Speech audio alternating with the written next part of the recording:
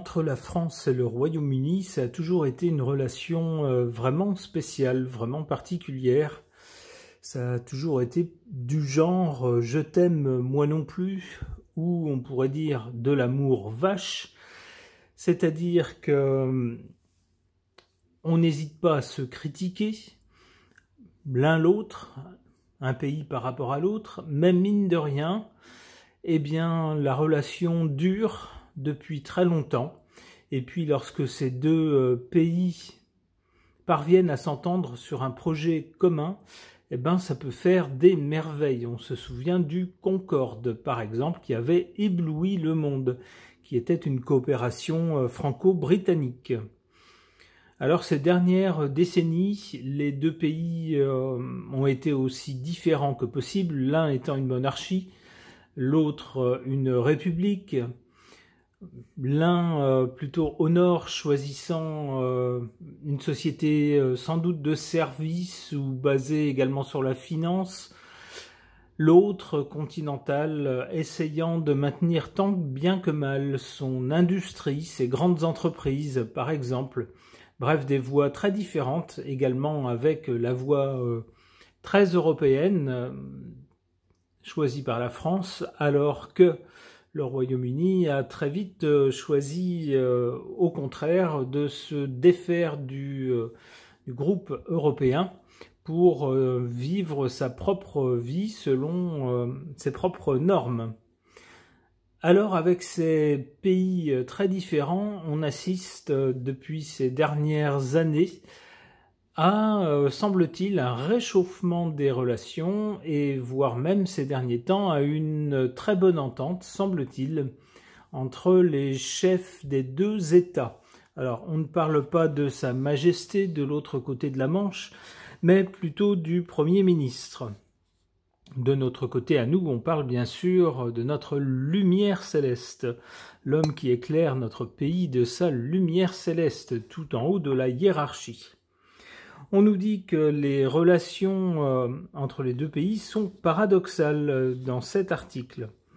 On nous dit que le président français effectue en compagnie de son épouse une visite d'État au Royaume-Uni du mardi 8 au jeudi 10 juillet. Après les années de tensions liées au Brexit, les relations entre les deux pays se sont améliorées ces dernières années et elles se sont particulièrement renforcées avec l'arrivée au pouvoir en juillet 2024 du Premier ministre britannique actuel. Et pourquoi est-ce que ces relations se sont particulièrement renforcées à cette occasion? Eh bien parce que les deux chefs d'État ont une dent particulière contre, on va dire, le très très grand pays tout à l'est de l'Europe qui est actuellement en conflit contre un pays de l'est de l'Europe. Et ces deux chefs d'État n'ont pas envie de lâcher le morceau, ils souhaitent continuer. Alors, ils sont, semble-t-il, à eux deux, à la tête de ceux qui souhaitent continuer la chose et ne rien lâcher face à l'ours de l'Est. Alors c'est assez étonnant à une époque où il semblerait que les deux grands pays, l'oncle Sam et le pays de l'ours, semblent s'entendre pour aller tout doucement vers une fin de conflit et où l'oncle Sam a déjà décidé de jeter le gant. On a appris ces derniers jours qu'il refusait de mettre plus d'argent dans de l'armement pour le pays de l'Est. Alors, dans ce contexte, où va cette amitié, on pourrait dire, ou cette entente plutôt, des deux chefs d'État de la France et du Royaume-Uni par rapport à ce conflit à l'Est? J'interroge à ce sujet mon tarot.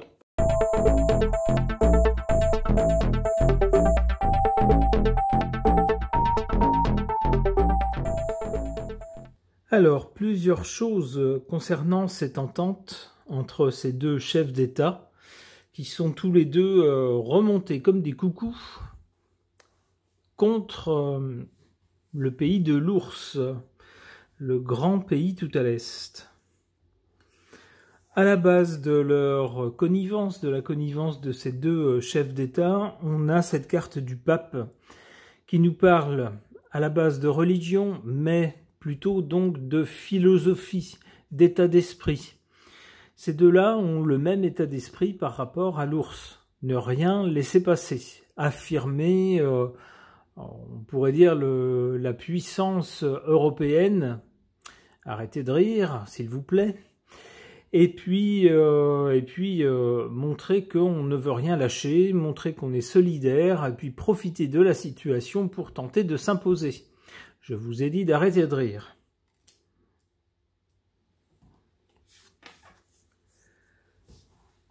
Au présent, avec l'impératrice, on tente de s'organiser, ces deux-là tentent d'organiser quelque chose à eux deux, alors que l'oncle Sam jette le gant, décide d'aller voir ailleurs, se désintéresse du problème, puisque l'oncle Sam semble finalement plus ou moins s'entendre avec l'ours, il ne s'intéresse plus à ce conflit. Eh bien, les deux chefs d'État, celui de France et celui du Royaume-Uni, en profitent pour tenter, à eux deux, de bâtir quelque chose, d'organiser quelque chose. C'est ce qu'on voit avec l'impératrice, et aussi beaucoup de communiquer. D'où cet article qui nous parle de leur bonne entente, de leur nouvelle réunion à eux deux.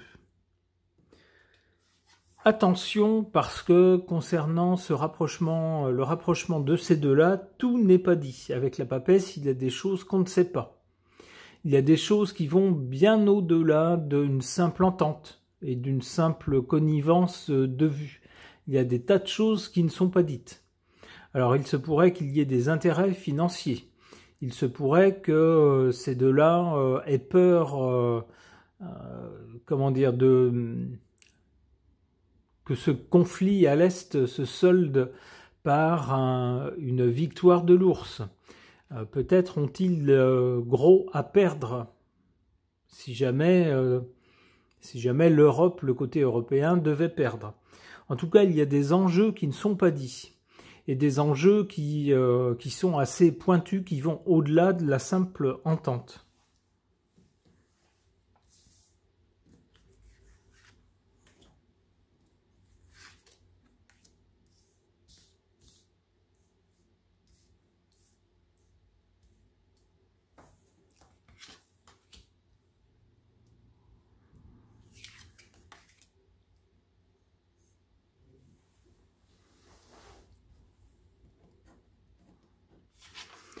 En carte favorable, cette carte du jugement. On fait des annonces, ces deux-là font des annonces, ils n'arrêtent pas, ils font que ça. On va voir ce qu'on va voir, on n'a pas dit notre dernier mot, l'Europe n'est pas démunie, nous aussi on peut faire des choses. Alors c'est ce qu'ils annoncent à tour de bras. Alors évidemment, ça leur donne une certaine aura, comment dire, ça leur donne une stature que peut-être dans leur pays respectif par rapport à leur population, ils n'ont pas toujours en ce moment eu égard aux difficultés des deux pays. Et bien là, on se rattrape en jouant, j'allais dire, les chefs de guerre, ou en tout cas ceux qui sont à la tête de la fronde. En carte défavorable, cette carte de la Lune. La Lune, souvent, c'est un groupe de gens. Ça peut aller jusqu'à... Alors, ça peut être un clan, une famille, mais également une nation, une population.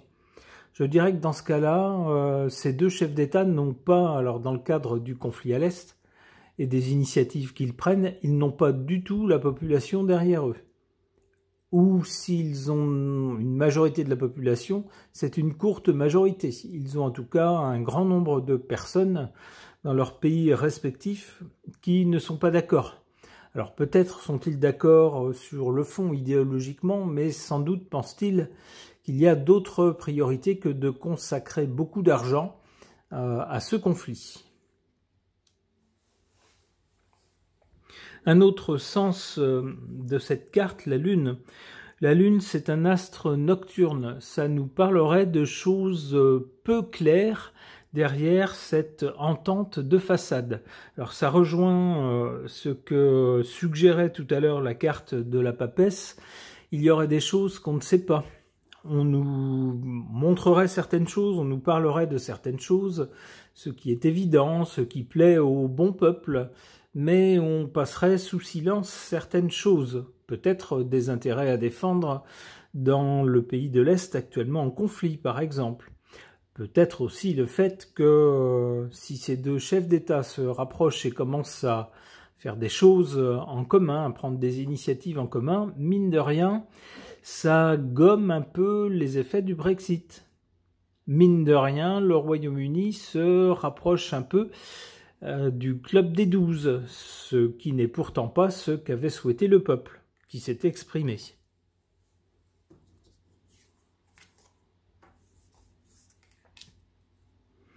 Alors, concernant donc cette entente des deux chefs d'État, on a d'abord avec la papesse pas mal de non-dits, de choses qui vont au-delà de ce qu'on veut bien nous dire et qu'on garde secrètes concernant des intérêts de ces deux pays dans ce conflit à l'Est.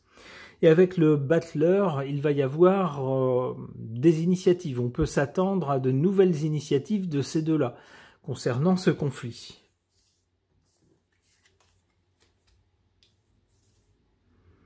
Avec la tempérance, peut-être vont-ils devoir se rendre à l'évidence.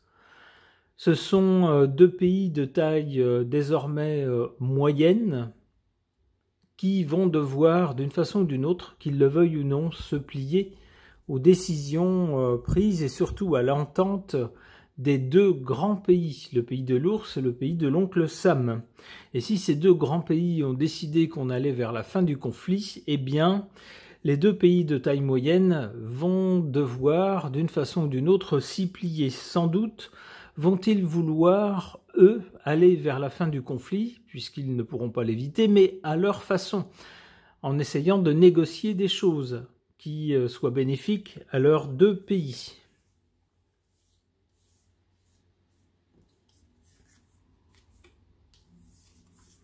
Boum! Eh bien, pas de chance pour eux deux.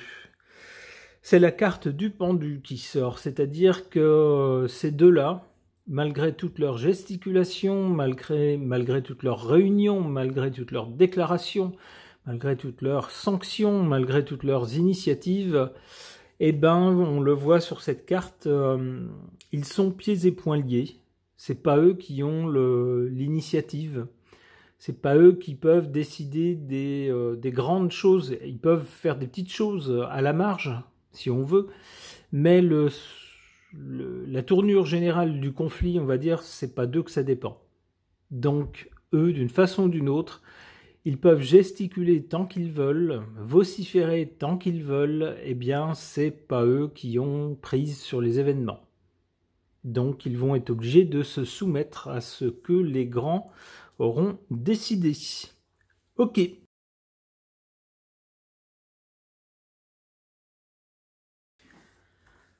Concernant la relation entre les deux chefs d'État de deux pays proches, séparés par une mer assez étroite, la perfide Albion d'un côté et le pays des Gaulois réfractaires de l'autre, étrange relation entre les deux chefs d'État qui pourtant semblent au beau fixe ces derniers temps.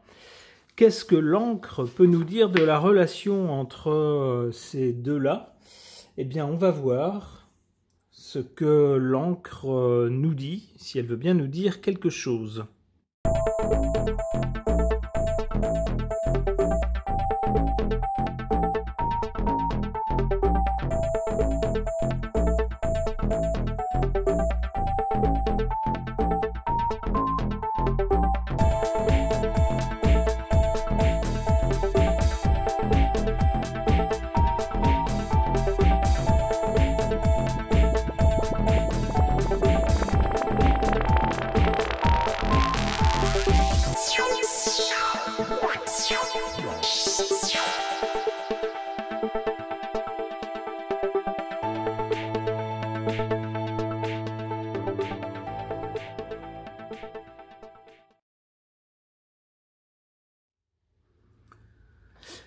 Alors, qu'est-ce que je vois dans cette tache d'encre? Je verrais comme un bonhomme très très trapu avec les deux yeux là. Et puis là, peut-être les deux... Alors ici, on aurait les deux jambes. Deux bras et peut-être ici les deux poings comme ça. Un petit bonhomme donc qui serait campé sur ses deux jambes, comme ça, qui regarderait droit devant lui avec les deux poings serrés, prêts à l'attaque. C'est comme ça que je verrais... c'est ce que ça m'évoque en tout cas, c'est ce que m'évoque cette tâche.